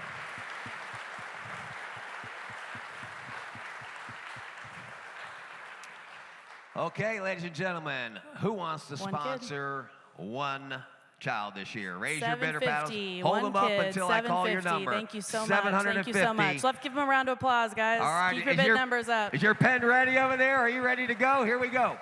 Bidder number 390. Thank you. Bidder number 323. Thanks, Jeremy. Bidder number 446. Thank you so much. Bidder number 530. Thank you. Bidder number 319. Thanks, Johnny. Bidder number 363. Thank you. Bidder number 383. Thank you. Bidder number 455. Thank you. Bidder number 362. Thank you. Bidder number 450. Thanks, Darren. Bidder number 566. Thank you so much. Bidder number 559. Thank you. Bidder number 322. Thanks, Scott. Bidder number 519. Thank you. Bidder number 328. Thank you so much. Bidder number 593. Thank you. Bidder number 333. Thank you. Bidder number 512. Thanks. Bidder number 352. Thank you so much. Bidder number 372. Thank you. Bidder number 317. Thank you. Thank you. Bidder number 320. Thanks. Bidder number 327. Thanks, Josh. Bidder number 539. Thank you so much. Bidder number 588. Thank you so much. Bidder number 378. Thank you. Anybody else for one? Right here. Right here, bidder number 330. Thank you, thank you, thank you so much. Anybody else for one child? There it is, 339.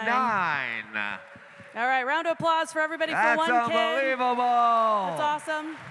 That's awesome. All right, give everybody an opportunity here. Who would like to make a $250 donation tonight? Raise your paddle. Awesome. Right here, bidder number 329. Thank you. Bidder number 315. Thank you so much. Bidder 420. Thanks, Scott. Bidder 521. Thank you. Bidder 520. Thank you. Bidder 568. Thanks. Bidder 303. Thank you. Bidder 479. Thank you. Bidder 476. Thank you so much. Bidder 380. Thank you. Bidder 410. Thank you. Bidder 425. Thanks. Bidder 453. Thanks, Sarah. Bidder 452. Thanks, Jess. Bidder 441. Thank you. Bidder 583. Thank you so much. Bidder 321. Thanks, Tony. Bidder 523. Thank you. Thank you. Bidder 586. Thank you. Thank you. And bidder 369. Thank you. And bidder 367.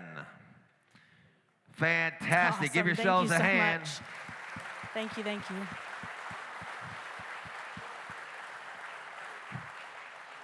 But wait, there's still a chance.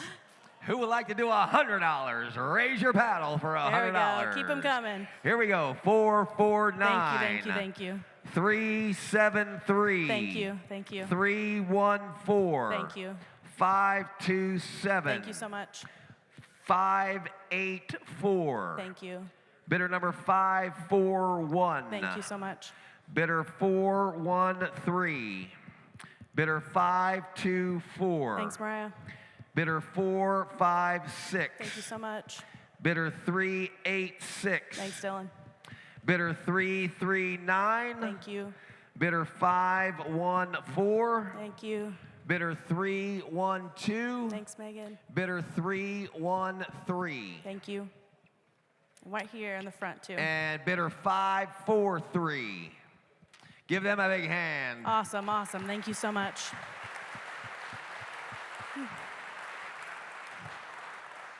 And our last shot at it, $50. Who wants to do 50? Anybody want to go 50? Awesome. Thank All you right, so much. here we go. We got $50. Thank I'm you, going to thank bid you, 50 thank now. you. Bidder number 438. Bidder 489. Thank you. Bidder 548. Anybody else? Last chance. Going once, twice. Sold. Ladies and gentlemen, Thank you did you fantastic so much, tonight. everybody. Holy cow. It's amazing, amazing, amazing. Incredible generosity. I think we're all done. Unbelievable. Yeah, it is time for our raffle. But before we finish the night, one more round of applause for all of you. That was awesome. Thank you so much. Thank you so much.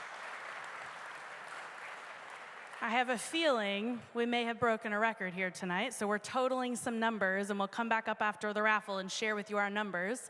But we are excited to finish out with our raffle. Get your little blue tickets out. I'm actually going to have Mark come up here and help me with the raffle so that nobody gets mad at me for picking ticket numbers. You can get mad at Mark Deal for picking ticket numbers. And Mark's putting out the old oaken bucket and the old brass spittoon. So once we're finished, you can come up here and take photos with those and ask Mark any questions you want and touch them and get excited about the trophies that IU has won. We are so thankful for all of you being here tonight and helping us be part of this great evening. Remember, don't forget, on the back, at the back, right at the door, there is an express checkout table. So you do not have to pay this evening. You certainly can. You can check out on your way in and you can pay tonight and have it done with. But there are forms on your table. If you look near your centerpieces, they might be under your little green football papers, but they're called express checkout forms. And there should be a couple pens on your table. And if you want us to invoice you or send you an email or set up a payment plan or whatever we need to do, we would love to be able to help it be easy for you to donate to Boys and Girls Club. So fill those out. You can drop them on that back table at the back of the gym, and then you can head on out and you don't have to get stuck in a checkout line. So make sure you do that before you head out tonight so that we have a way to follow up with you afterwards. As Mark's coming up here and getting set up, we need our raffle basket. Can you grab it, Rachel? It might be behind the stage. There we go. Real quickly, we're going to get our raffle situation for a second, and we're going to show a really quick 1-minute hype video because you guys, we want you to come back for Smart Girls, Strong Women. So watch this video real quick while we figure out our raffle situation. Go ahead and play that video for me.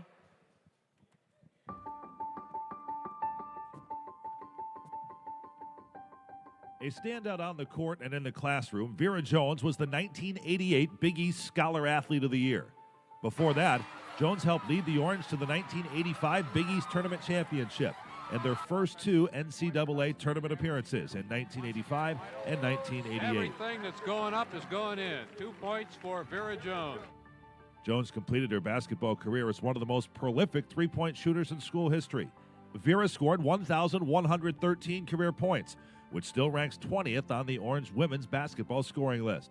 Jones was inducted into the Syracuse University Orange Plus Hall of Fame in 2002. Vera transitioned from student athlete to coach. On the sidelines, she coached at Dayton, Indiana, and Florida Atlantic. Through every step of her professional life, Jones has used her Newhouse degrees in broadcast journalism and television, radio, and film. Her resume includes more than a decade of experience as a radio personality. In 1994, she was honored as the South Carolina Broadcasters Association Personality of the Year, and she has also acted with the Paul Robeson Performing Arts Company and performed stand-up comedy. An accomplished author, she has written several books, including Play Through the Foul, which empowers young people to fight through adversity with the power of faith, vision, unity, perseverance, and purpose. Jones is active in many civic organizations, including the Celebrity Hoops for Hope charity basketball game in Kansas, the Association for Education and Rehabilitation of the Blind and Visually Impaired, the Florida Association of School Administrators, and has served on the School Improvement Committee of the Florida School for the Deaf and Blind. In the fall of 2017, Jones moderated the Syracuse University Coming Back Together Minority Sports Panel and was a guest panelist at the ESPNW event for Syracuse's female student athletes. Today, Jones is a professional development coach through Vera's Voice Works, an organization she founded to coach, empower, and energize individuals and organizations to overcome their fouls to achieve success. She is also an author, an award-winning television and radio broadcaster for the Big Ten Network, and a successful motivational speaker. Vera Jones, letter winner of distinction. All right, so that's our teaser for Smart Girls, Strong Women. September 25th, Vera Jones spoke at our national conference last year. Vera's wonderful. Yep. And she'll be here in September speaking to all of us. She's got a son who had a brain tumor and is blind, and so she's a real big advocate for people who are overcoming obstacles. She's really passionate about mentoring youth, and she'll be very inspirational for us. We've also got a couple other surprises up our sleeves for Smart Girls, but we don't want you to miss that event in September. All right, you ready for the raffle? We're situated now? Okay, we're good. Mark's gonna draw our winning number. So the first one, make sure you get your tickets, blue tickets, is going to be for a $25 gift card to Heartwork Brewing, and the winner is 865-129. 865-129. Stand up if it's you. Stand up. Oh, there we go. Go ahead and bring the gift certificate. Awesome. They have pizza. They have fries at Heartwork Brewing Company. They have soda pop. All right, our next one is Verona Coffee. Verona Coffee House, 865-051. 865-051. Going once. Hey, we got it. Verona Coffee House. Stay standing so Rhonda can get you your gift certificate. Next one is for Brewster's. Brewster's Ice Cream. It's hot in here. We all want some Brewster's Ice Cream right now. 432-864. 432-864. Stand up in the back, all the way in the back. Brewster's Ice Cream. Awesome. Good job. All right, the next one is a Boys and Girls Clubs of Bloomington swag basket. So you'll get some club socks and a couple of other really cool club things. And the winner of that one is 432-918. 432-918. Going once. 432-918. Going twice. All right, give me another one, Mark. 432-917. They were right together, apparently. 432-917. Going once. Going twice. Pull the next one. Oh, the suspense. 865-010. 865-010. Hey, we got a winner. Stand up, John. Oh, you get more Boys and Girls Club socks. That's great. I love that. You can give them away to somebody. He's wearing his Boys and Girls Club socks, actually, right now. Give them to your buddy, John. All right. And the piece de resistance, the signed IU football from Coach Cignetti. 865-029. 865-029. We got a winner. All right, one round of applause for Mark Deal. He's been wonderful tonight. And thank you all for being here. Have a wonderful night. Get home safe. We appreciate you all. Thank you.